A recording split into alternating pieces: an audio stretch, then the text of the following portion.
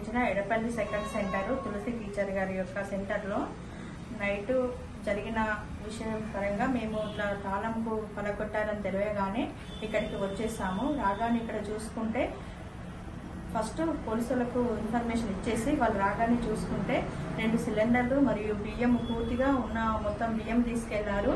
300 వరకు గుడ్లు తీసుకెళ్లారు. 16 పాల డబ్బాలు ప్యాకెట్లు లీటర్స్ తీసుకెళ్లారు. మురుకుల ప్యాకెట్ ఒకటి తీసుకెళ్లారు. డింగన్ చేసేస్తారు సెంటర్ అంతా.